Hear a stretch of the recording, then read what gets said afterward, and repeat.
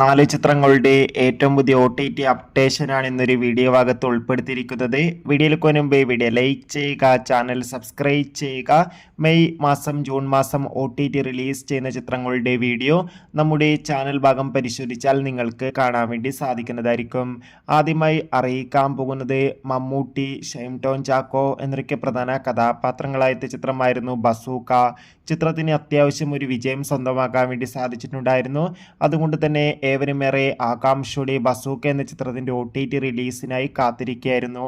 Finally ചിത്രത്തിന്റെ ഏറ്റവും പുതിയ അപ്ഡേഷൻ പുറത്തുവന്നിരിക്കുകയാണ്. ചിത്രം ഈ വരുന്ന ജൂൺ മാസം 5-ാം തീയതി മുതൽ C5 എന്ന OTT പ്ലാറ്റ്ഫോമിലൂടെ OTT റിലീസ് ചെയ്യുമെന്നാണ് റിപ്പോർട്ടുകൾ സൂചിപ്പിക്കുന്നത്. കാത്തിരിക്കാം.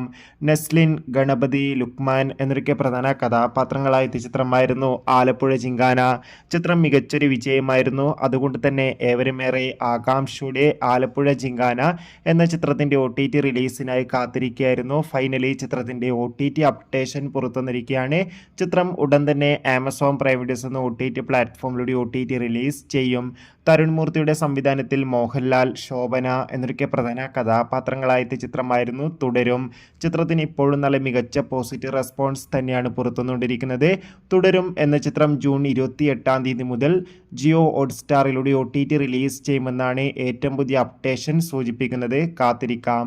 ഉണ്ണി മുകുന്ദൻ നായകനെത്തിയ ചിത്രമായിരുന്നു ഗെറ്റ് സെറ്റ് ബേബി. അത്യാവശ്യം ഒരു വിജയം സ്വന്തമാക്കാൻ വേണ്ടി സാധിച്ചിട്ടുണ്ടായിരുന്നു. ചിത്രം ഈ വരുന്ന ജൂൺ മാസമായിരിക്കും മനോരമ മാക്സ് എന്ന OTT പ്ലാറ്റ്ഫോമിലൂടെ OTT റിലീസ് ചെയ്യാൻ പോകുക. കാത്തിരിക്കാം.